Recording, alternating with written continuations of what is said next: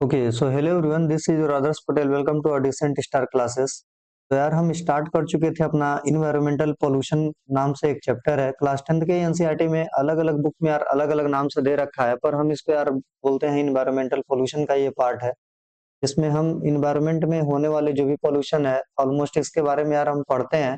तो इस पिछली वाली सीरीज में यार हमने पूरा लगभग कंप्लीट कर चुका था, पर उसमें कुछ टॉपिक रह गए थे, जैसे कि ओजोन डिप्लेशन और एक ग्लोबल वार्मिंग, जो कि आप सबको पता होगा। आज के टाइम पे ग्लोबल वार्मिंग एक बहुत ही इन्वायरमेंटल इशू बन चुका है। तो इसको हम देखते हैं यार, आइए इसको हम फटाफट खत्म कर देते हैं मौज मस्ती से, जैसे पहले हम मौज मस्ती से पढ़ते आए हैं।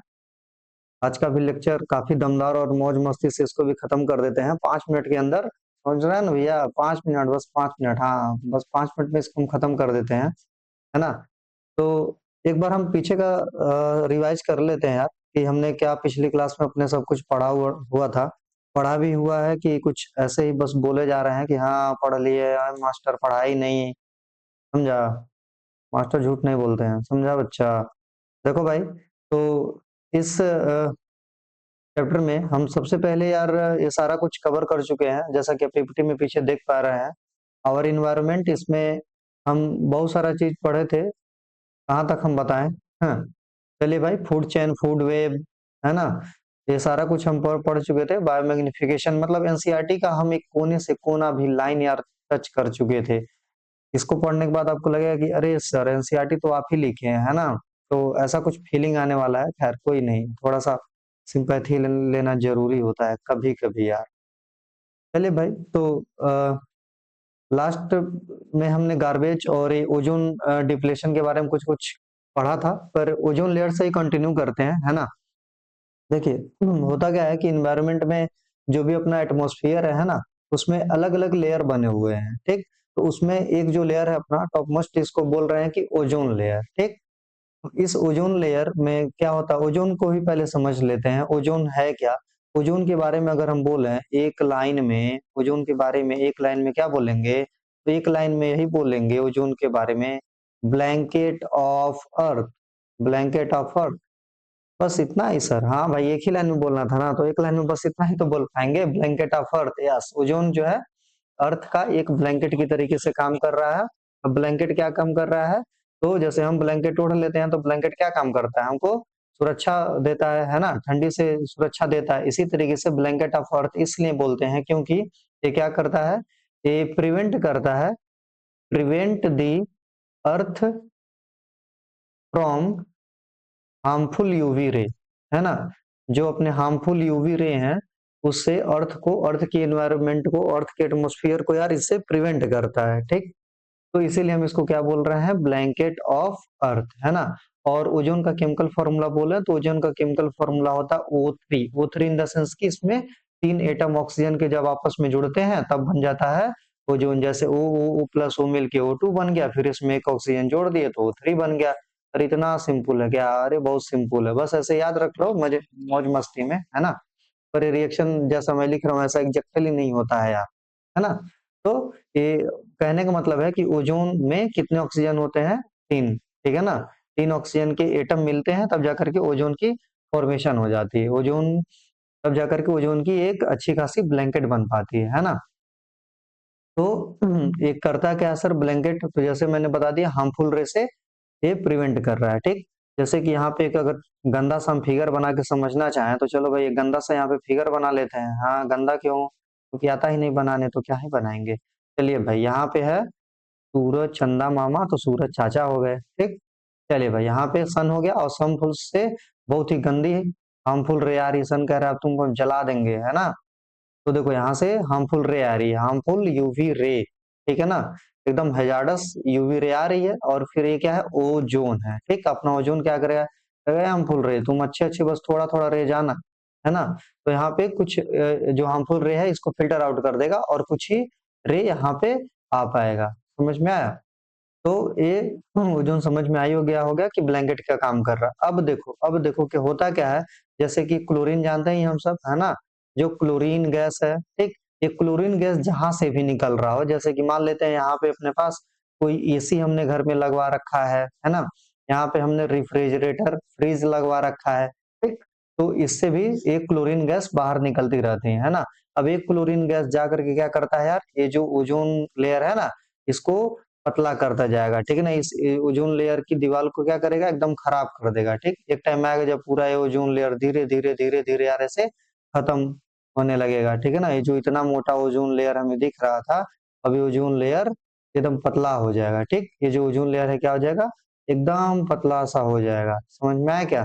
तो ओज़ोन लेयर एकदम पतला हो जाएगा। अब इससे क्या हो जाएगा, बहुत सारी हार्मफुल यूवी रे यहाँ पे ऐसे-ऐसे क्रॉस करना चालू कर देंगी, ठीक? और ये यूवी रे क्या करती हैं, बहुत ज़्यादा नुकसान करती हैं, ठीक? तो इसीलिए हम क्या चाहेंगे, क्लोरीन गैस इस O3 के साथ रिएक्ट करे, मतलब क्या हम चाहेंगे कभी कि जो क्लोरीन गैस है इस ऑक्सीजन एटम के साथ रिएक्ट करे? ना भाई, कभी नहीं चाहेंगे। अगर हम कभी नहीं चाहेंगे, इसका मतलब क्या हुआ? इसका मतलब ये हुआ कि ये जो ओज़ोन लेयर है, ये सुरक्षित है ना? अगर ये रिएक्ट नहीं करेगा तो इससे क्या हो जाएगा, ओज़ोन लेयर जो है अपना सुरक्षित रहेगा और UV ray, harmful UV ray अर्थ के एटमॉस्फेयर पे एंटर नहीं हो पाएँगे, तो हमारा नुकसान भी नहीं होगा, ठीक? तो ये तो ओज़ोन लेयर नेचर ने बना करके दे रखा है कि भैया देखो, तुमको जैसे कि ये स्क्रीन है, स्क्रीन से हमारे आँख पे क्या हो रहा है, हमारी आँखें खराब हो सकती है, तो हमने चश्मा लगा रखा है ना? अब क्या करें, चश्मा निकाल करके स्क्रीन देखें तो हमारे आँख ऑब्वियसली जल्दी-जल्दी खराब हो जाएगा, है ना? तो ये नेचर ने ओज़ोन बना करके दिया है कि लो यार, फ्री में तुम ये हमारी तरफ से एक ब्लैंकेट लेके जाओ और अपनी सुरक्षा करना, ठीक है? पर हम करते क्या जा रहे हैं, क्लोरीन गैस निकाल-निकाल करके इस जो ओ ओज़ोन ने, जो नेचर ने बना करके रखा हुआ है एकदम मौज-मस्ती से, इसको हम खराब किए जा रहे हैं अपनी मौज-मस्ती काटने के चक्कर में, ठीक? समझ में आया? तो इससे क्या हो जाएगा, हम ही को ही नुकसान होने वाला है। तो इस ओज़ोन लेयर डिप्लेशन में यही हो रहा है कि जो ह्यूमन्स है कंटीन्यूअसली ऐसे रिसोर्सेज यूज़ किए जा रहे हैं जिससे क्लोरीन गैस निकलता जा रहा है और ये क्लोरीन गैस क्या कर रहा है, ओज़ोन की जो लेयर है अपनी खराब करती जा रही है और हार्मफुल रे अर्थ पे आती जा रही है और अलग-अलग बीमारी कॉज़ करती जा रही है। क्या हम चाहेंगे ना कि इस ये जो इतना बड़ा एनवायरमेंटल एक कंसर्न बन चुका है कि ओज़ोन लेयर डिप्लेशन, इसको हम रोक पाएँ? बिल्कुल यार, अगर हम चाहेंगे इसको रोक पाएँ, तो ये सारा कोशिश, ये चैप्टर भी हम इसीलिए पढ़ रहे हैं, ये सारी प्रयास हमारी इसीलिए जारी है कि इस ओज़ोन लेयर डिप्लेशन को हम जल्दी से जल्दी रोक पाएँ, है ना? तो चलो एक बार यहाँ पे देखते हैं अपनी एनसीईआरटी क्या कहती है इसके बारे में। अगर एनसीईआरटी कुछ कह रही है तो इसको बहुत प्यार से सुनना चाहिए। समझ में आया? क्यों सुनना चाहिए? क्योंकि एग्ज़ाम में इसी से क्वेश्चन आएगा। तो चलो भाई, यहाँ पे लिखा हुआ अपना ओज़ोन लेयर डिप्लेशन, ठीक? ओज़ोन लेयर डिप्लेशन में हो क्या रहा है? देखो लिखा भी है यहाँ पे, ozone layer is the shield. Ozone layer एक शील्ड का काम कर रहा है, ठीक है ना? एक ढाल की तरीके से काम कर रही है। एक कवरिंग है, covering of ozone gases in the stratosphere of earth. यहाँ पे देखो कितनी काम की चीज़ रखी गई है कि ओज़ोन ओज़ोन लेयर कहाँ पे प्रेज़ेंट होती है अर्थ के किस लेयर में? तो स्ट्रेटोस्फीयर, ठीक है ना? जैसे बहुत सारे अलग-अलग इसमें लेयर हैं, ट्रोपोस्फियर है, ठीक है ना? आयनोस्फीयर है, स्ट्रेटोस्फियर है, ठीक? तो ओज़ोन लेयर किस लेयर में पाई जाती है, ठीक है ना? ओज़ोन की जो ब्लैंकेट है, ओज़ोन कहाँ पाई जाती है? अर्थ के एटमॉस्फेयर के किस लेयर में? तो स्ट्रेटोस्फियर ऑफ द अर्थ, ठीक? उम्मीद है यार समझ पा रहे होंगे। Ozone is formed of 3 atom of oxygen, मतलब ऑक्सीजन के जब 3 एटम मिलते हैं तो ओज़ोन लेयर की फॉर्मेशन हो जाती है और ये प्रोटेक्ट क्या किससे करती है? तो प्रोटेक्ट करती है किसको? अर्थ को हार्मफुल अल्ट्रावायलेट रे ऑप्शन की, मतलब जो हार्मफुल अल्ट्रावायलेट रे आ रही है सन से, इसका इससे प्रोटेक्ट कर रही है। अच्छा, रीज़न क्या है?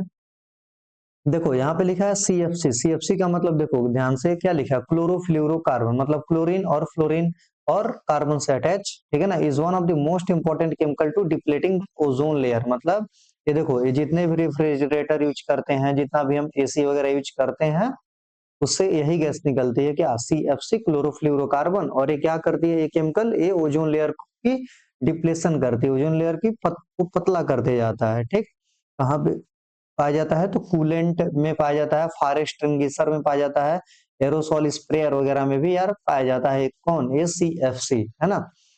अच्छा, इसको अच्छा, अगर ये इतना इंपॉर्टेंट है सर, तो क्या इसके लिए कुछ एफर्ट चल रही है, ठीक है ना? एफर्ट, ठीक है ना? तो इसके लिए क्या-क्या एफर्ट हो रहा है? Efforts to protect. तो यही है कि एफर्ट टू प्रोटेक्ट, तो इसके लिए क्या प्रयास किया जा रहा है? गवर्नमेंट की तरफ से क्या प्रयास है? तो पहला हम बोलेंगे कि अपने तरफ से प्रयास करो, फिर गवर्नमेंट का सोचना कि गवर्नमेंट क्या कर रही है ना? अपने तरफ से प्रयास क्या कर सकते हैं कि कम से कम हम रेफ्रिजरेटर यूज़ करें, कम से कम एसी वगैरह यूज़ करें। खैर हम तो गरीब हैं, हमारे पास तो है ही नहीं। ठीक, चलिए जी। तो पहला प्रयास हमें अपने साइड से होना चाहिए। देन हम सोचे कि गवर्नमेंट क्या करेगी। अरे समझा क्या बच्चा? अगर इतना समझा, और भाई थोड़ा सा फिर हम और आगे इसके देखते हैं। देखो यहाँ पे ध्यान से, इन यहाँ पे क्या लिखा हुआ है कि इन 1987 के टाइम पे यार, जस्ट सेकंड, देखो यहाँ पे क्या लिखा हुआ है। इन 1987 एक प्रोटोकॉल साइन हुआ था, मॉन्ट्रियल प्रोटोकॉल जिसको बोलते हैं, 1987 में। और इसमें इस ओजोन लेयर की डिप्लीशन को कम करने की बात की गई थी कुछ कंट्री के द्वारा, है ना। तो ये सब कुछ है। उसके बाद देखो एक काफी अच्छा यहाँ पे पॉइंट है अपना, ग्लोबल वार्मिंग, ठीक है ना। ग्लोबल वार्मिंग, अगर तुम कहीं एंट्रेंस देने जाते हो, ग्लोबल वार्मिंग क्लास यहाँ से लेकर के क्लास 10th से लेकर के हमेशा पूरा जिंदगी के लिए बहुत इंपॉर्टेंट टॉपिक है, ठीक है ना। इसको बहुत ध्यान सुनना। ग्लोबल वार्मिंग क्या है? तो global warming is the increase in average global temperature due to increase in amount of the green house gases in the earth atmosphere, है ना। ग्लोबल वार्मिंग को देखो यहाँ पे तुम सिंपल सा समझो कि ग्लोबल, ग्लोबल का मतलब हम ग्लोब समझ सकते हैं या फिर पूरी अर्थ समझ लें? बिल्कुल यार, अर्थ समझेंगे। वार्मिंग मतलब धरती धीरे धीरे गर्म होती जा रही है, वार्म होती जा रही है, डे बाय डे जो अपनी अर्थ है ये वार्म होती जा रही है, जलती जा रही है। That is known as the global warming, ठीक। और ग्लोबल वार्मिंग, ये ग्लोबल वार्मिंग हो क्यों रहा है?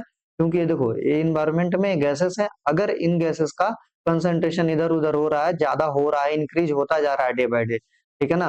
अगर इनका गैस, जो जितने भी गैसेस अभी ये पाई चार्ट में आपको दिख रही है, इसका concentration day by day increase होता जा रहा है, तो उससे क्या हो जा रही है? अपनी ग्लोबल वार्मिंग यार कॉज हो रही है ना। चलिए जी। यहाँ पे कुछ गैसेस लिखे हुए हैं, हम कोशिश करते हैं फटाफट इसको निपटा लेते हैं। इस गैसेस को देखो, ये पहले सबसे ज्यादा जो गैस है कौन है? यहाँ पे कार्बन डाइऑक्साइड, फिर मीथेन, फिर क्लोरोफ्लोरोकार्बन, फिर NO2। अच्छा सर, इसको याद कैसे करें?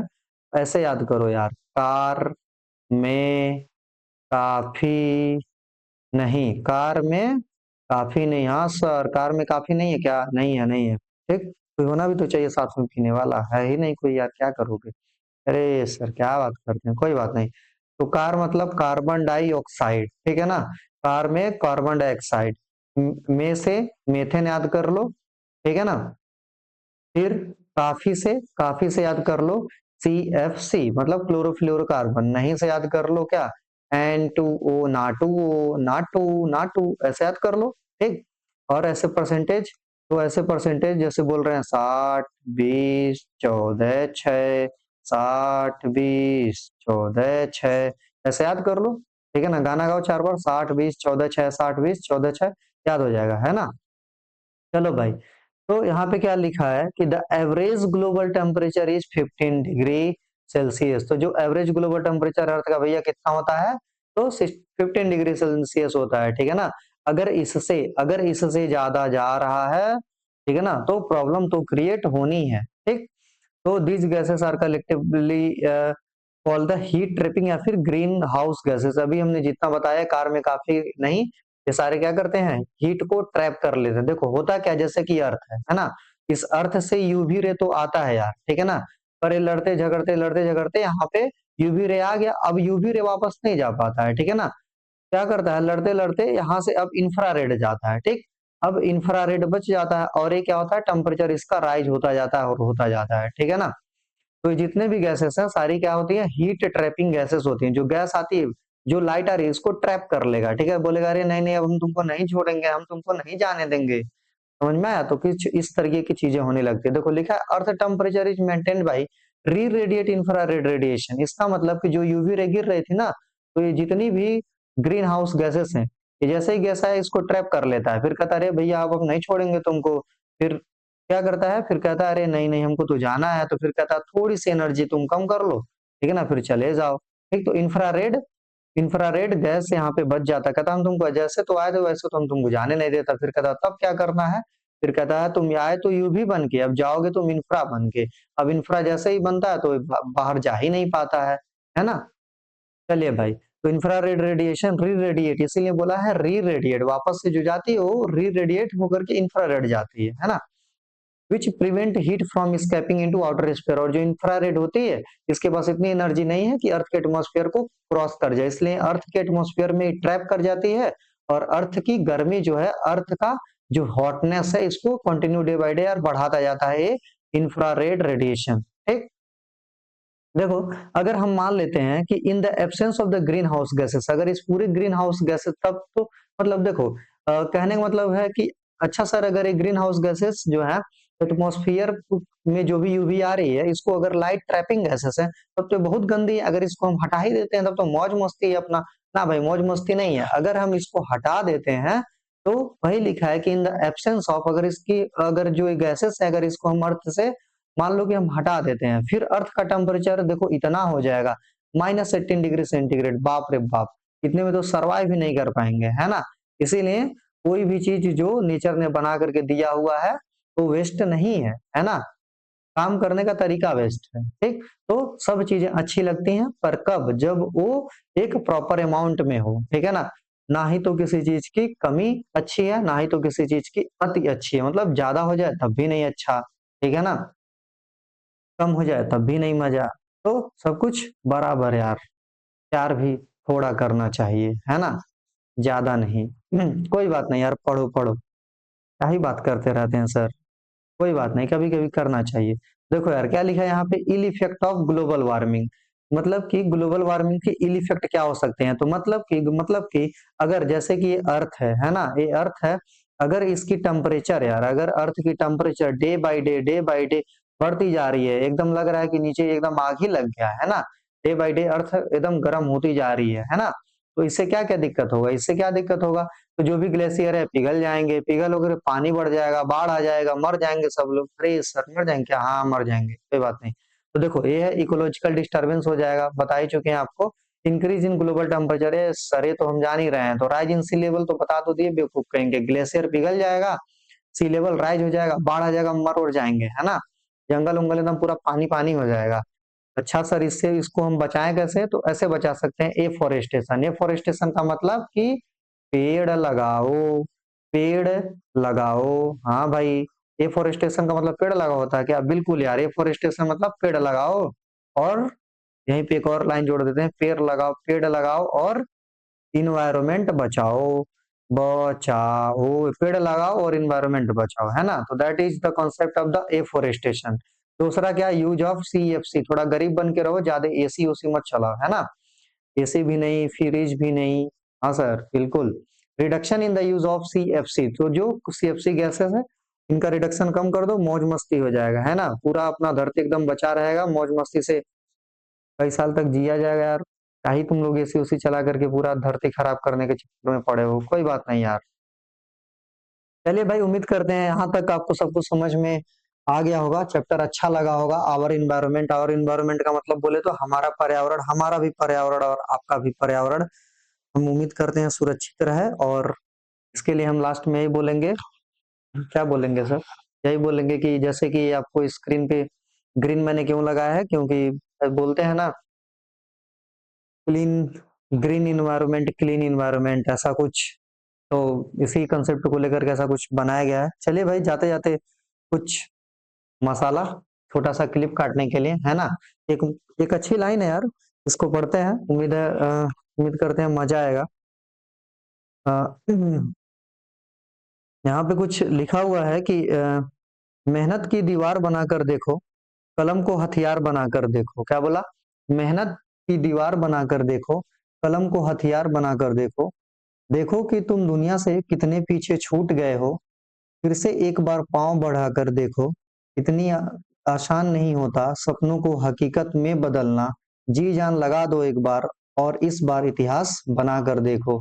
लास्ट में यही बोलेंगे कि जी जान लगा दो एक बार और इस बार इतिहास बनाकर देखो, है ना। कोई बात नहीं, हम सब आपके साथ हैं यार, और हम सब एकदम पूरी जी जान लगा करके सब कुछ पढ़ ही रहे हैं, तो उम्मीद करते हैं बोर्ड में एकदम छोड़ के आ जाओगे। चलो भाई, मौज मस्ती से पढ़ते रहो, और उम्मीद करते हैं अगला सीरीज अपना जेनेटिक्स जल्द से जल्द हम अपलोड कर पाए, जल्द से जल्द हम इसका वीडियो बना पाए, है ना। चलिए भाई, thank you, all the very best, हंसते रहिए, खेलते रहिए, पढ़ते रहिए, कोई भी दिक्कत हो तो बात किया करिए। धन्यवाद, जय हिंद, जय भारत, खत्म किया जाए। खत्म।